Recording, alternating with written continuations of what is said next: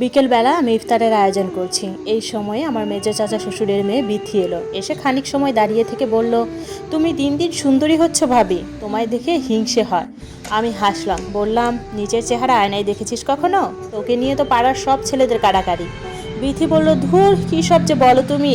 এরপর আর কথা হয়নি। বিথি রান্নাঘর থেকে বেরিয়ে গেল। এর আধ ঘন্টা পর সে আবার এলো। এসে বলল, ভাইয়া কোথায়? আমি বললাম, কোন ভাইয়া? বিথি বিরক্তি নিয়ে বলল, তোমার জামাই ভাইয়া।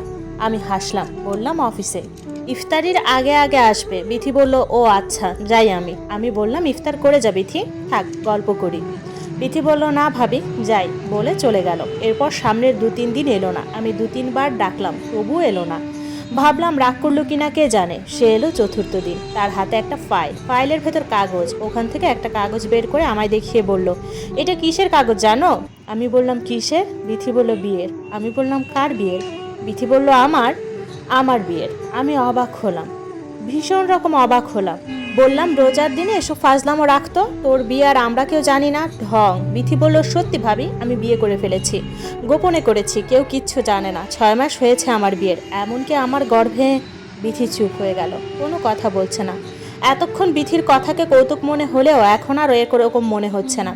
এই কথা উড়িয়ে দেওয়ার মতো কথা না। আমি ওর একটা হাত ধরলাম, বললাম, বিথি, তোর গর্ভে কি? বিথি কাঁদছে, কথা বলছে না। বিথির কান্না আমার একদম সহ্য হচ্ছে না। কেন সহ্য হচ্ছে না বুঝতে পারছি না। বিথি কান্না থামিয়ে চোখ মুছতে মুছতে বলল, আমি কনসিভ করেছি ভাবি, 2 মাস হয়েছে। শুনে আর শরীর আমার থরথর করে কাঁপতে শুরু করলো। এসব কি বলছে বিথি? কেউ কিচ্ছু জানে না। সে গোপনে কবে কাকে বিয়ে করলো, আবার বলছে 2 মাস হয়েছে কনসিভ করেছে। আমি বললাম, বিথি, কাকে বিয়ে করেছিস তুই, কিভাবে কি? বিথি কাগজটা আমার হাতে দিল, বলল, তুমি দেখো, নিজের চোখে দেখো। আমি কিছু বলতে পারবো না তোমায়। আমি কাগজ হাতে নিয়ে যখন বরের নাম পড়লাম এবং বরের পিতার নাম পড়লাম, তখন মনে হলো আমার পায়ের নিচ থেকে মাটি সরে যাচ্ছে। মনে হয়েছিল আমি সাগরের অথই জলে নিমজ্জিত হয়ে যাচ্ছি। আমি পাগলের মতো এলোমেলো হয়ে বিথির দিকে তাকালাম। বললাম, বিথি, এসব কি? কি এসব? রাগে অগ্নিশর্মা হয়ে উঠে কথাটা বললাম। বিথি নিচের দিকে তাকিয়ে বলল, ভাবি, আমি কি করব এখন? মা শুনলে গলা টিপে মেরে ফেলবে আমায়। কাউকে কিছু বলতে পারছি না। আমি কিছুই বুঝতে পারছি না। সে আমার স্বামীকেই বিয়ে করেছে গোপনে, গর্ভে তার বাচ্চাও ধারণ করেছে।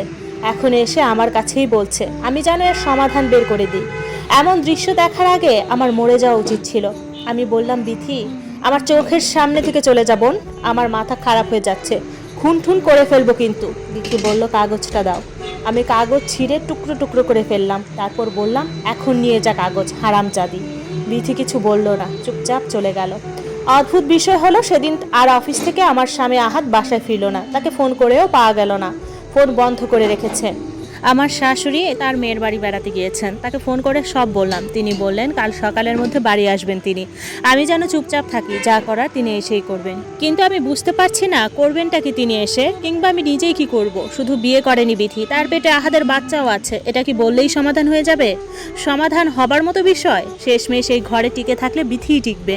আমার বিয়ের 4 বছর হয়েছে। এর মধ্যে আমি কনসিভ করতে চাইলেও আহাদের জন্য পারিনি। আহাদ সবসময় একই কথা বলেছে, এখন না, চাকরি বাকরি করে কিছু ক্যাশ হোক, টাকা পয়সা জমা হোক, এরপর ওসবের চিন্তা করব।